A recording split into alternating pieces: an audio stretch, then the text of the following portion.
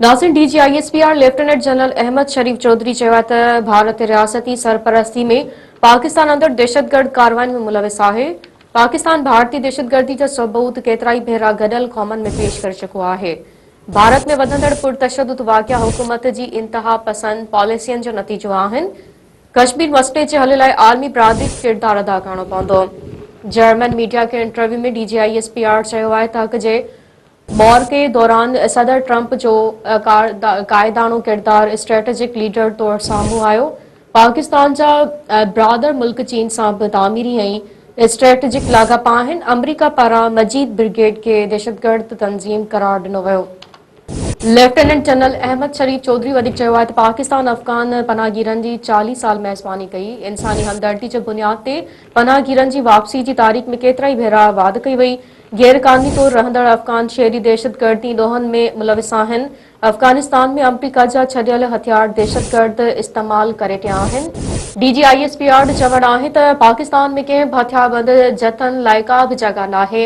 रियासत खां सवाइ कंहिं बि शख़्स या गिरोह खे जहाद जो ऐलान करण जो अख्तियार नाहे।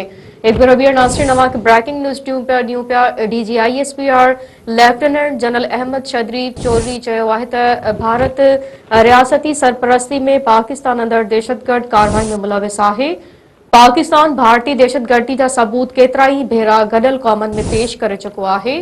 भारत में वधंदड़ पुरतशद्दुद वाक़िया हुकूमत जी इंतहा पसंद पॉलिसियुनि जो नतीजो आहिनि। कश्मीर मसइले जे हल लाइ आलमी बिरादरी खे किरदार अदा करणो पवंदो। जर्मन मीडिया के इंटरव्यू में DGISPR चयो आहे त हक़ जे मौर के दौरान सदर ट्रंप जो कायदानो किरदार स्ट्रेटेजिक लीडर तौर साम्हूं आयो। पाकिस्तान जा ब्रादर मुल्क चीन सां बि तामीरी ऐं स्ट्रेटेजिक लाॻापा आहिनि। अमरीका पारां मजीद ब्रिगेड खे दहशतगर्द तंज़ीम करार ॾिनो वियो। लेफ्टिनेंट जनरल अहमद शरीफ चौधरी वधीक चयो आहे त पाकिस्तान अफ़गान पनाहगीरनि जी 40 साल मेज़बानी कई।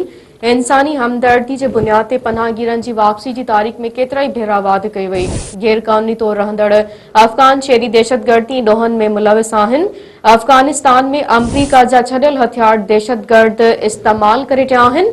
DGISPR जो चवणु आहे त पाकिस्तान में कंहिं बि हथियारबंद जथनि लाइ का बि जॻह नाहे। रियासत खां सवाइ कंहिं बि शख़्स या गिरोह खे जहाद जो ऐलान करण जो अख्तियार नाहे।